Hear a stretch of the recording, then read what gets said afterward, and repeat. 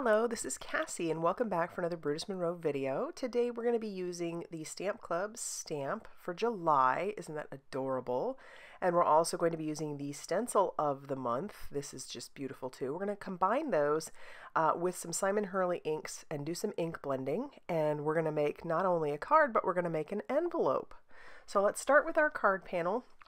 I just have some white cardstock here, and I've pulled out the stencil, and we're going to do some blending with the embossing ink through the stencil. Now this is nothing new. If you've watched me before, I've done this several times. It's probably one of my favorite techniques to do through stencils, but then again, I think I say that about every technique. I just like to have fun with all these. So I'm going to take my mini ink blending tool and I'm just going to pounce the color through the stencil. And the reason I'm kind of pouncing is because I don't want any of that to seep underneath the stencil. I want it to be a fairly clean image. And I'm just doing the embossing ink, and it's going to be really hard to tell if I actually did a good job. So I'm kind of going to look at it in the light and hope for the best. I have some Brutus Monroe Icicle embossing powder, which is a clear embossing powder. It's a fine detail clear embossing powder, and it works perfectly for this technique that we're going to be doing. Love it. So we'll just cover that. I dump it, get my hand across it, and so we'll do it again, and then we're going to heat emboss that with our heat tool. So all I'm going to do is basically hold this up in the light quite a bit and try to see if it's shiny. And where it goes from a matte to a shiny is how I know that it's completely done. But I'll keep working and checking it in the light to make sure that I have all of that powder heated and embossed.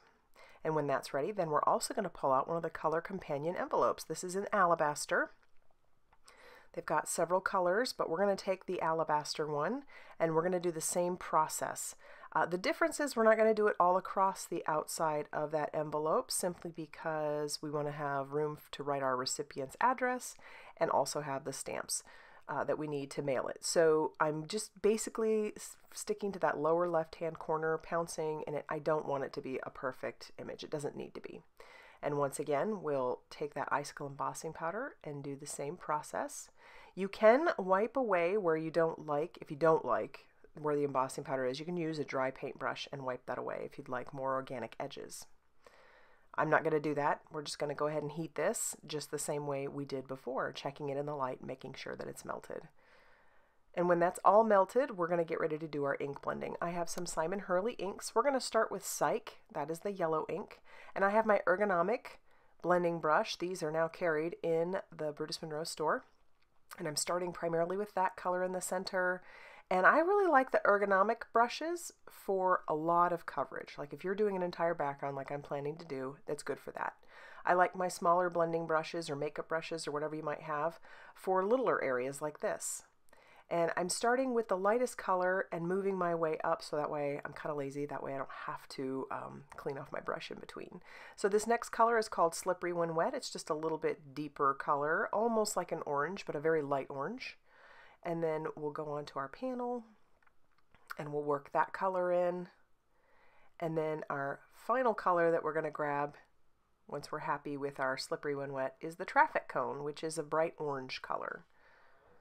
These all blended just beautifully together. You get this nice darker edge, and I think that's another reason why I really like the ergonomic brush. It's just like blending is so effortless, and I don't have to go back over it 100 times.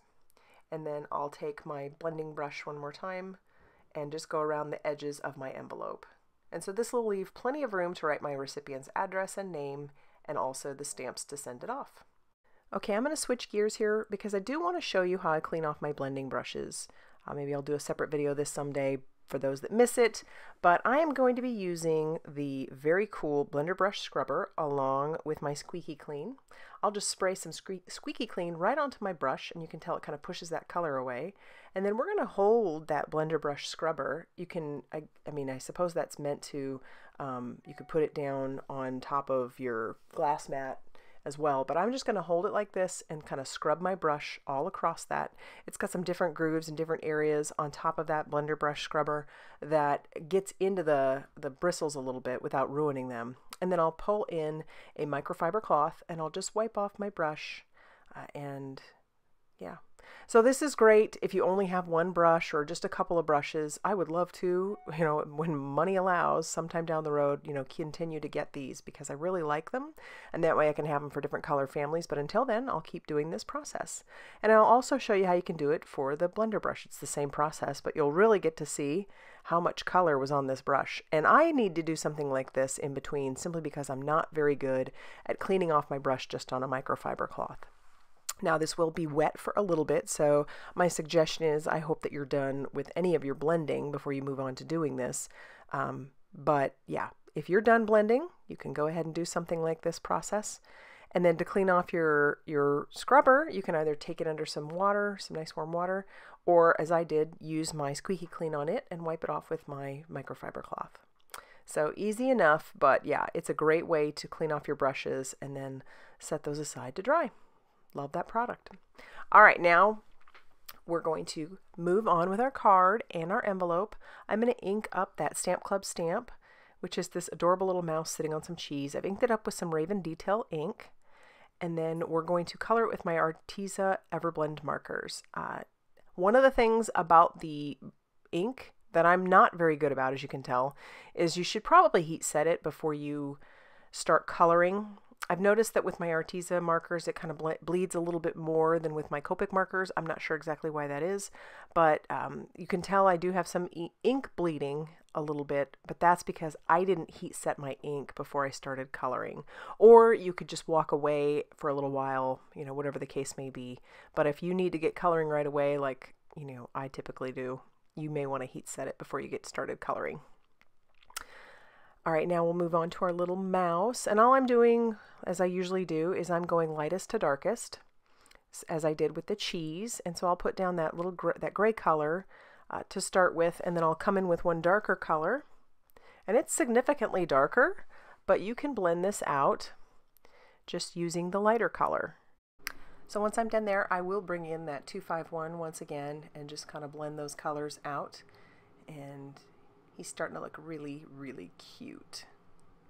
Then I realize I have to color in his ears, and I need his little muzzle colored, and the color itself that I grabbed is a little too orange. I'm not sure why I grabbed that particular color. So I'll bring in a next lighter color, and it still seems a little orange to me. And then I color his muzzle that same color, but I end up really liking it in the end. I think it's kind of cute. And I'll bring in one lighter color just for the tips of his ears, which is what I wish I would have done for his mouth.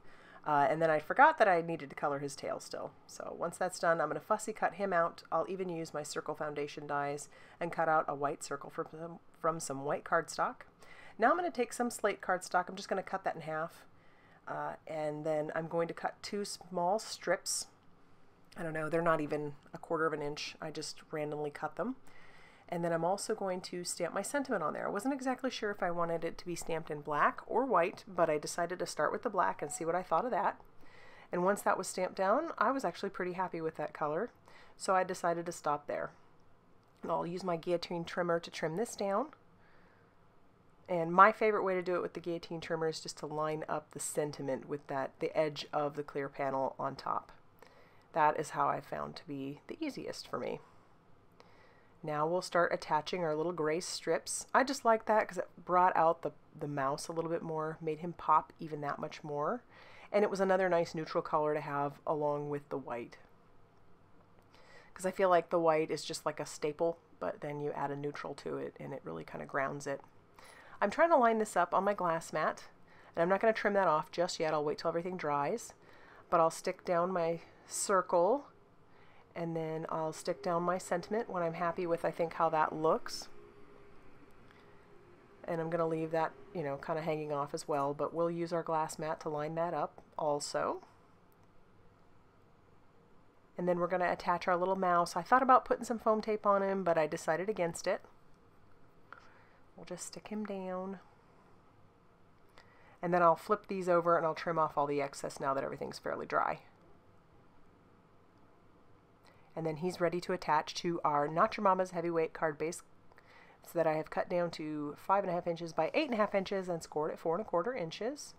And then of course we do have to stamp something on the inside. So I'm going to take that little mouse and I'll ink him up with some Slippery When Wet ink, which was my mid-tone ink. for my blending, and then I'll just stamp him right there inside. And I love how that turned out. What a great combo. Fun way to make a card and an envelope to match.